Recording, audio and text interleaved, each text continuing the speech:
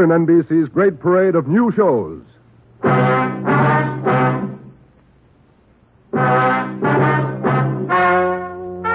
Ladies and gentlemen, the story you are about to hear is true. Only the names have been changed to protect the innocent. NBC brings you Dragnet.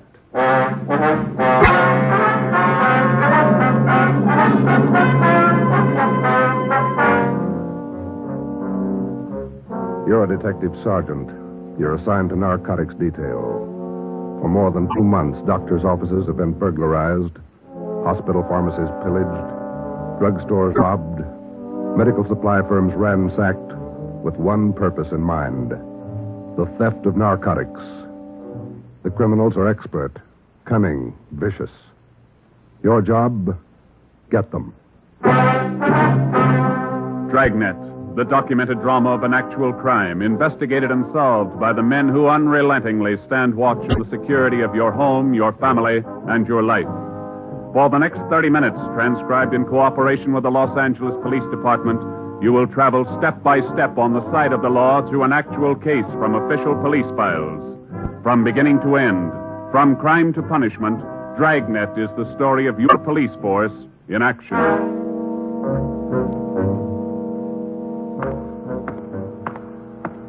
It was Thursday, March 23rd. It was windy in Los Angeles.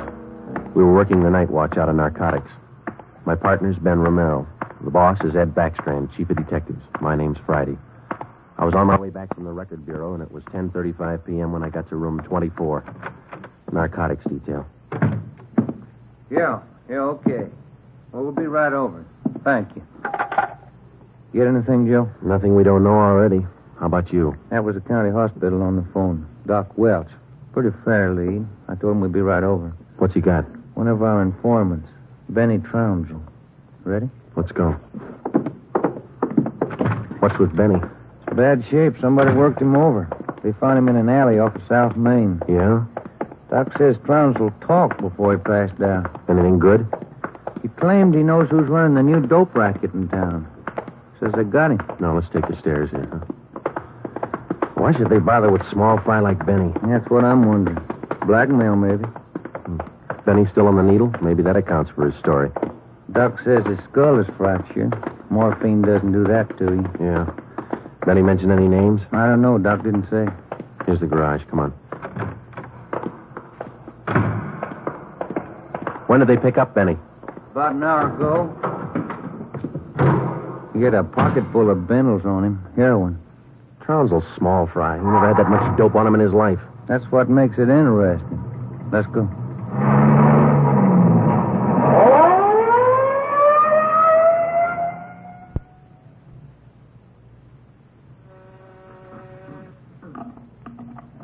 County Hospital? Yes, sir. The line is busy. Will you wait? Thank you. Can I help you, gentlemen? We'd like to see Dr. Welsh. She's expecting us. Your names, please. This is Sergeant Romero. My name's Friday, police officer. Oh, yes. Around the corner to your left, room 127. The doctor's waiting for you. Thank you. Come on, Ben. I hope Benny's still talking. We could sure use a lead. Yeah. Here it is. 127. Hiya, Ben. Joe? How are you, Doc? Anything new? Just left Trounsel upstairs. You think we can talk to him now? Won't do much good. He died about 6 minutes ago. For almost 2 years, Benny Trounsel, an addict himself, had been one of the most valuable informants Ben and I had in the narcotic gangs. More than once, he had helped us solve a case, but this time, if Benny Trounsel had any direct leads to the nerve center of the newest narcotic ring, he took them with him. Besides his dying accusation that the ring had gotten to him, he left behind only 2 small scraps of information. First, when he arrived at the county hospital, Dr. Welsh reported that Trounsel repeatedly muttered the name Patterson. Secondly, among the few personal effects found in his pockets was a good amount of heroin and a small piece of white paper with 2 words scrawled on it: Tucker Building. Benny Trounsel's body was taken to the county morgue, and the next morning it was posted. At the coroner's inquest, the cause of death was listed as a brain hemorrhage induced by severe blows by a blunt instrument on the sides and base of the skull, inflicted by a person or persons unknown. Besides Ben and myself, the only identification witness at the inquest was a woman who managed a rooming house in Benedict Alley, where Trounsel used to stay periodically. After the inquest, we questioned her briefly in our office. Miss Strite, you say you can't remember any friends Trounsel had while he stayed at your rooming house? No, I can't. Besides, if I knew that man used dope, I never would have rented him a room. How long did he rent from you, Miss Wright? About 6 months. I run a respectable house. I don't mind if my people drink a little now and then, but those dope users, no, sir. Did you know anything about Trounsel, Miss Wright? Where he spent his time, where he had his meals? Well, don't serve at my place. Too much trouble. Most of the people eat at the Ace lunchroom, down the corner. Where's that, Miss Strite? Grant and South Main, right on the corner. And you think Trounsel might have spent some time there? He might have, I don't know. Miss Strite, did Trounsel ever mention anyone by the name of Patterson? No. Patterson? No. And you can't recall any friends he might have had? He had any friends and never set foot in my house. That's all I know. All right, Miss Strite, thank you. Here's a card, ma'am. If you come across any information about Trounsel, we'd appreciate it if you'd call us. All right. That all? That's all, ma'am. Thank you. Well, bye. Goodbye, ma'am. Big help. Yeah, not even a good identification witness. You got those listings we made on the Tucker building? Yeah. Let's see. Here it is. Okay, let me have it, huh? Tucker building, 7310 South Wilshire. I wonder what Benny Trounsel could have been doing out there. Shouldn't be too hard to check. It's a small building. Yeah. 6 listings for the whole place. A couple of law offices, real estate guy, dentist, architect, and a doctor. One dentist, one doctor. Could be a lead. Maybe. Pretty thin. Friday, Romero. You got a minute? Yes, Skipper. Come on, Joe. Yeah. What do you got, Ed? Letters. Here's a sample. Now listen to this. Chief of Detectives, Ed Backstrand, City Hall, Los Angeles. In view of mounting wave of narcotic robberies, strongly recommend that your efforts to curb this lawlessness be redoubled. They all like that? All of them. They're mad. Can you blame them? Not a bit. We haven't got much to go on, Chief. The gang's pretty smart. All right, then let's be smarter. There's no law against it. Doing our best, Skipper. Then make it better. I'm sick of that bunch, and I'm tired of these letters. And look at that record. In 15 drugstore robs, 8 medical offices, 2 supply houses, 2 hospital pharmacies. Narcotics missing every time. Now, who's behind it? None of the old-timers. We've checked them out. Gone over every hype and mainliner we know of. All right, then get on the transients. New faces. Climb on every one of them that shoots the stuff until you get to that gang and break it. If you need help, holler. But get to that gang and break it. You understand? Okay, Skipper, we'll try.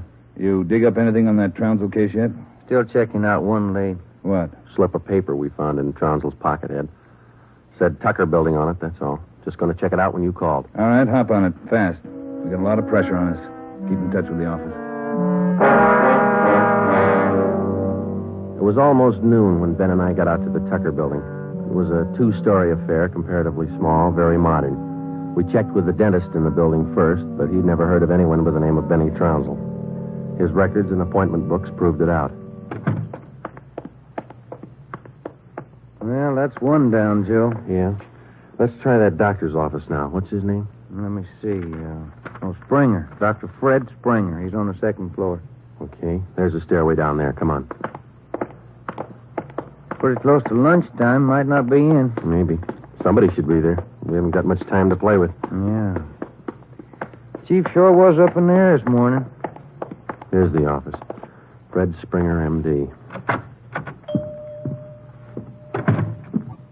Good morning. May I help you, gentlemen? We'd like to see Dr. Springer, please. Do you have an appointment? No, we don't. Well, the doctor's not in at present. Would you like to make an appointment for later in the day? No, ma'am. We're police officers. This is Sergeant Friday. I'm Sergeant Romero. How do you do? I'm Miss Turner. I'm the doctor's nurse.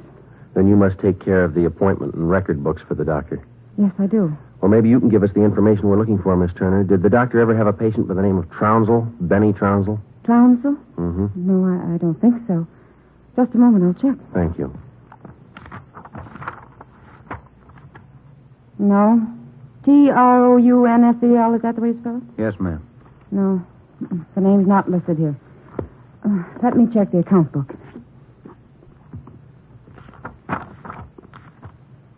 No. Wait. It's funny.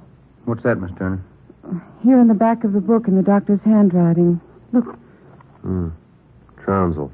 the Black Parrot. Certainly funny. I can't remember seeing that notation before. It must be fairly recent. Miss Turner, what kind of a clientele would you say Dr. Springer has? Oh, it's quite exclusive. Beverly Hills, Bel Air. That's where most of the bills are mailed. Can you recall seeing Trounsel in the office here, Miss Turner? Small man, thin, walked with a kind of a limp, not very well dressed? No, I don't think so. Doesn't sound like any of our patients. Would you show us the doctor's prescription lists for the last 2 months? We'd like to check them. Well, I'm afraid I can't. Dr. Springer keeps them in the safe. He's the only one who has the combination. How long you been with Dr. Springer? About 10 months. Ever since he started his practice out here. Where was he before that? Philadelphia. I don't understand all these questions. Is anything the matter? Just a routine check, Miss Turner. When do you expect the doctor back? About 4 this afternoon. He's out making home calls. All right. Here's our card. Would you ask him to call us as soon as he comes in? I'll do that. Thank you, Miss Turner. Bye. Goodbye. Bye. Oh, say, Miss Turner, there's one more question. Yes? Does Dr. Springer have a patient by the name of Patterson? Oh, yes. One of the doctor's first patients, John Patterson. He lives out on East Beverly Drive. When we left Dr. Springer's office, we called R&I. There was no make on John Patterson. Ben and I drove over to see him just on a hunch. It didn't pay off right then, but it showed a little promise. When the maid came to the door of the Swank apartment, she told us Patterson was out for the day. We asked her about Patterson's occupation. She didn't know. We asked her about his friends, his business acquaintances. She could remember only 2 people visiting the apartment. One of them was Dr. Springer, apparently a constant visitor. The other, a tall, dark man who spoke bad English. We asked the maid how long she had worked for Patterson. She said ever since he moved to Los Angeles, about 6 months before. A few things started to fall into place, but it was strictly a guesswork operation. Ben and I got in the car and headed for the south end of the city to check out some of the places Benny Trounsel was supposed to have frequented. We met a stone wall. From the Ace lunchroom near Benny's former rooming house to the Black Parrot. No one was willing to talk. Threats didn't work, and neither did promises. Ben and I gave up for the moment and headed back to the office. Pacific Ambulance 1, call to Alhambra is now code 3. Seems like Skid Row doesn't want any part of this one. Yeah, there's a bad feeling. Something's got him scared. Sure would like to know what it is, or who it is. Yeah, I'd like Control to know the 1 answer to Unit that, too. 80K. Control 1 to Unit 80K. Us, Joe. Get it, will you? I got it. 80K to Control 1. 80K to Control 1. Go ahead. 80K. Call station 2511, code 3. 80K to Control 1. Roger. KMA 367. Wonder what that's all about. Now, let's find out. There's a drugstore. They ought to have a phone. Pull over, huh? You got a nickel? Oh, yeah, sure. Thanks. I'll be back in a minute.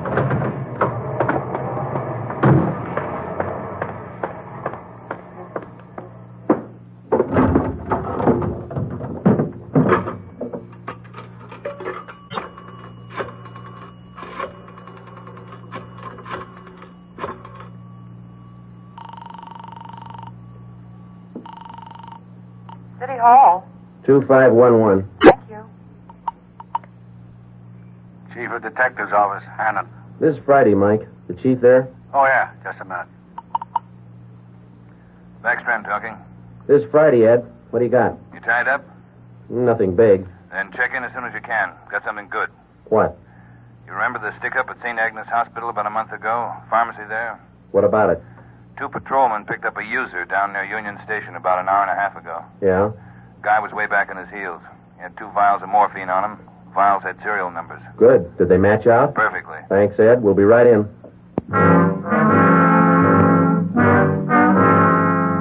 When Ben and I got back to the office at 3:52 p.m., we picked up Chief Ed Backstrand and went directly to the crime lab, where Lieutenant Lee Jones analyzed the contents of the 2 vials taken from the suspect.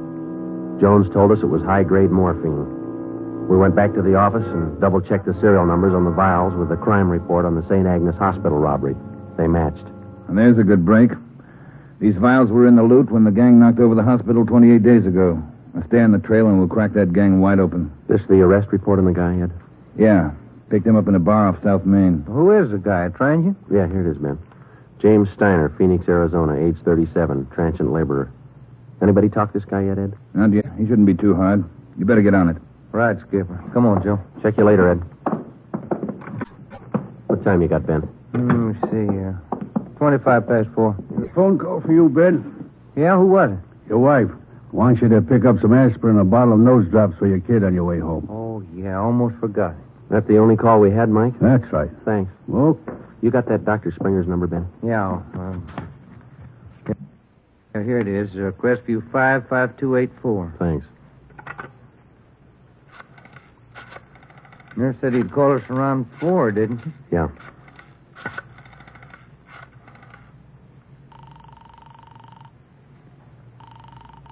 Dr. Springer's office? This is Sergeant Friday down at the police department. Dr. Springer there? Well, no, he isn't, Sergeant. He called in about 20 minutes ago, and I gave him your message. He said he'd call you. All right, Miss Turner. When he comes in, tell him to call us. Impress on him. It's urgent. All right, Sergeant, I'll do that. Goodbye. Goodbye. No luck? I don't know. Just a hunch. He may be ducking us. Who are you calling now? State Medical Board. Maybe they can check us out on Dr. Springer. I put the call through to the State Medical Board and asked for a check on Dr. Fred Springer. They said they'd call back within the hour. In the meantime, we had James Steiner brought to one of the interrogation rooms for questioning. It was all talk. Look, it's like I told the sergeant when they booked me. I don't know anything about this hospital job. Sit down, Steiner. Oh, all right, thanks. How long you been in the city, Steiner? L.A.? Oh, about a month. I came from Phoenix, looking for work. Things are pretty slow in Phoenix. Where'd you get the morphine? Huh? I said, where'd you get the morphine? The stuff? I bought it. Just for a pop now and then. I just play around with it. Just for kicks. Who'd you buy the vials from? Who? I don't know. Got in a bar. Gave me a price. Which bar was that? Which bar? The Black Parrot. I'm not hooked. I just play around with it just for kicks. What'd the guy look like, Steiner? What did he look like? I don't know. Tall, I guess. Would you remember him if you saw him again? Remember? Sure. I talked to him a couple of nights at the bar. Was he on the stuff? Was he a hype? Hype? Yeah, maybe. Tall fella, dark. You shooting the stuff? Shooting the stuff? No. No, I'm no mainliner. I never took in the veins of my life. I told you I'd do it just for kicks. Just a pop now and then. Take off your shirt. Let's see your arms. Huh? My arms? Come on, take it off. Well, Who are you kidding, Steiner? Your arm looks like a pincushion. I told you just once in a while, just for the kicks. I'm not hooked on it. They found 2 vials of stolen morphine on you, Steiner. You can go 2 ways, hard or easy. Hard or easy? I told you I ain't done nothing. I bought the stuff. I use a cap or a bindle once in a while for kicks, but I'm not hooked. I bought the stuff, I tell you. Who was he, Steiner? Who sold it to you? Who? I told you I met him in a bar, the Black Parrot. Who was he? He was tall, dark. He gave me a good price. Come on, let's have it, Steiner. His name.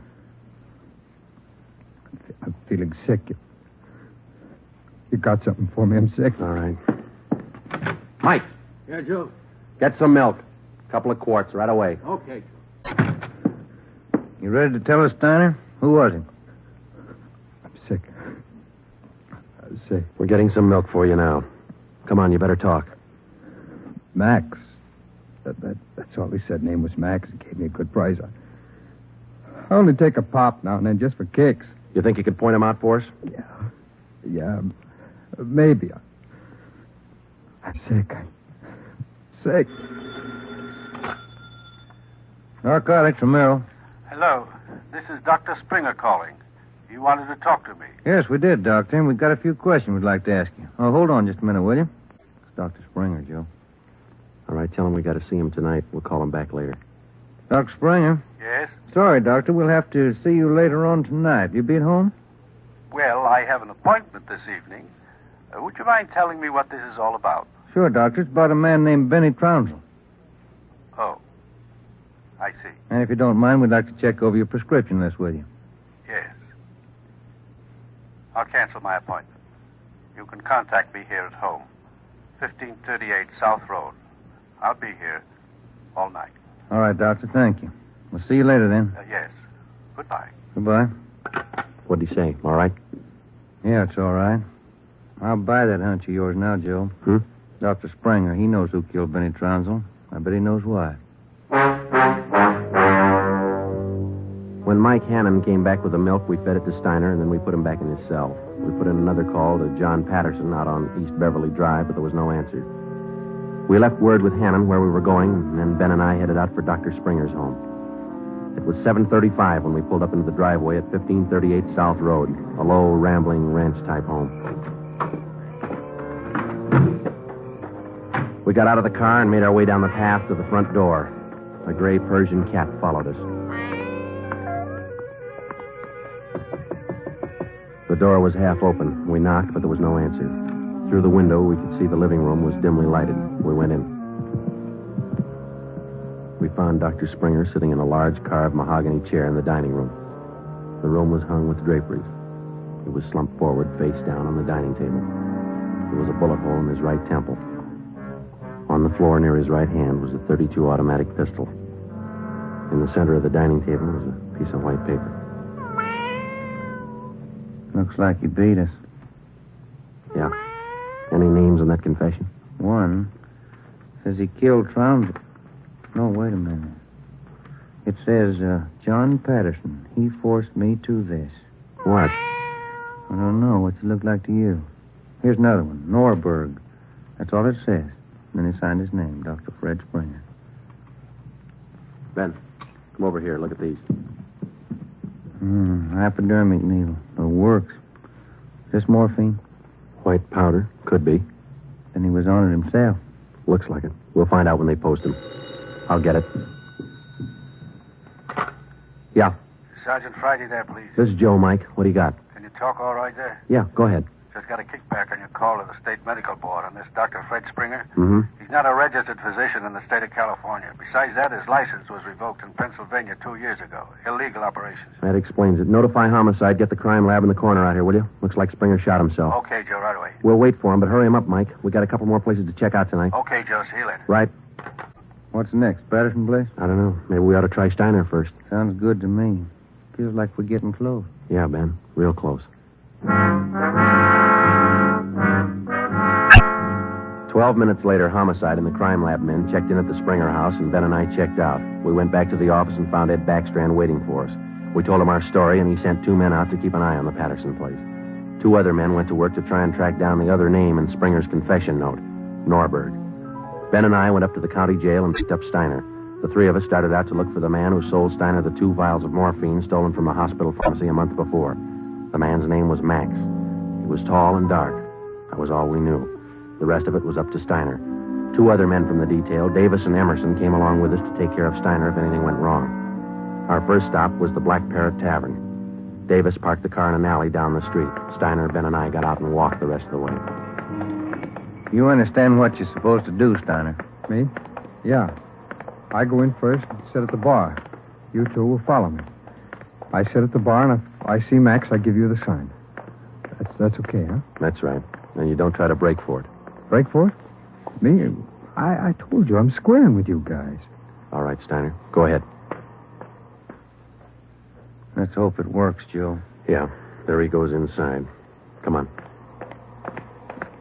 Now, look, try to grab one of the booths along the wall if you can, huh? Right. Here we are.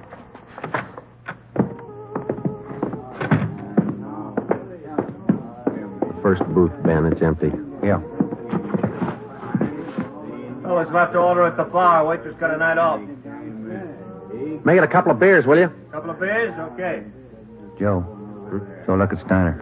Yeah, he's signaling. Must mean the guy putting on his coat over there. No, hold it, Ben. Wait till he gets past us.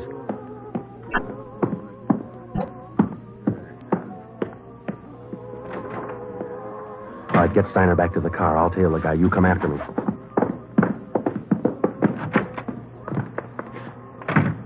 I didn't know how right Steiner was or how much we could trust him. All I knew was that the man I was following was tall and he was in a hurry. I followed him 3/4 of a block before he turned in at a motel.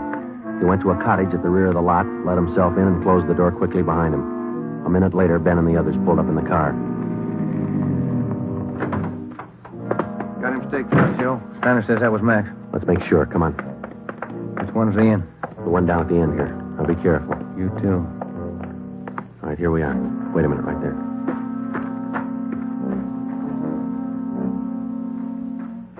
Look, there's no rear door. He's got to come out the front. Keep the door clear. You ready? All set.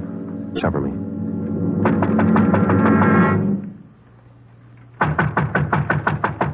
Open up in there. Who is it? Police officers, open up. Just a minute. All right, Ben, give it back to him. Don't shoot. We'll come out. All right, throw your guns out first, then come out with your hands behind your head and make it fast. Watch it, Ben. He's making a break. All right, mister. That's far enough. Get out of my way. Get out of Get him, Ben. That's good, Ben. You all right? He didn't mean it, Copper. He didn't mean it. He didn't know what he was doing. Well, that must be a good excuse, lady. A lot of people use it. Come on, Ben. Let's take him in.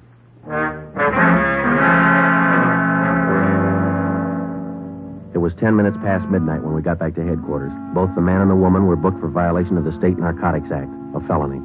He gave his name as Max Jansen. In his luggage, we found 13 vials of morphine, large quantities of heroin, and a small amount of Panopin. He gave us the names and addresses of 6 active members of the narcotics gang. He identified Dr. Springer as second in command. Just a few more questions, Jansen. Yeah, all right. Why did Springer kill Trounsel? He had it coming.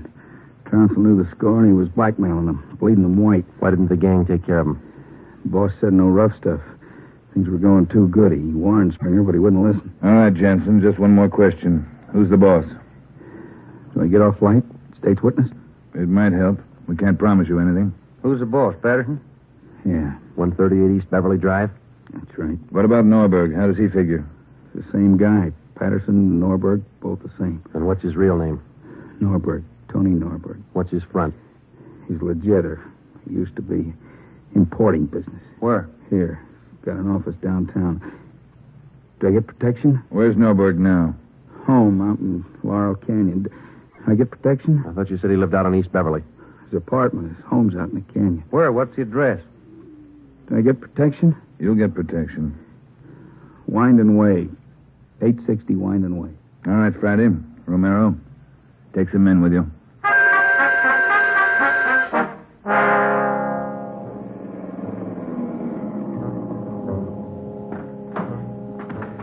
All right, Davis, cover the back of the house. Levine, you cover the front. Come on, Ben.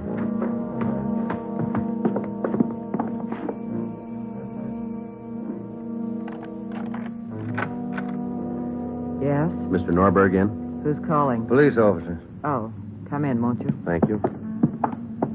Now get your hands up. Face the wall. You'll never make it, lady. The house is surrounded. Tony, get the stuff. It's our only chance. They'll cut you down, Norberg. All right, Jeannie, give him the gun. Don't be a fool. They're going to march out the door in front of us, right to the car. I'm not going, Jeannie. Try it if you want. I'm not going. All right, Tony, stay. Come on, coppers. You'll never make it, lady. I said move. Fast. All right, Ben, hit the dirt. She's going for the car. See if you can get those tires.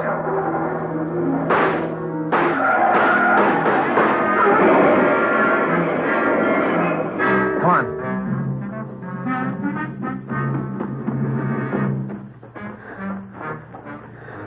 Dan? Yeah. Norberg was smart. Must be the girlfriend. Guess so. Wonder why they start. Why did they get on the stuff, Joe? For kicks, Ben. None of them ever get hooked. Just for kicks. The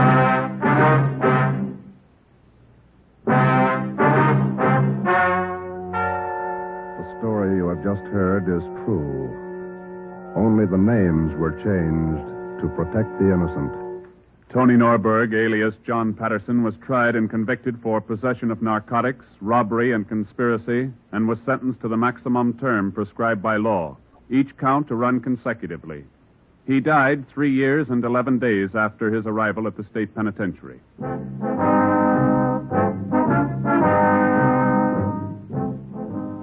You have just heard the 9th in a new series of authentic cases transcribed from official files. Technical advice for Dragnet is furnished by the Los Angeles Police Department. Tonight's program is dedicated to Chief Erskine Fish of the North Sacramento Police Department, who on the night of August 11th, 1935, gave his life so that yours might be more secure.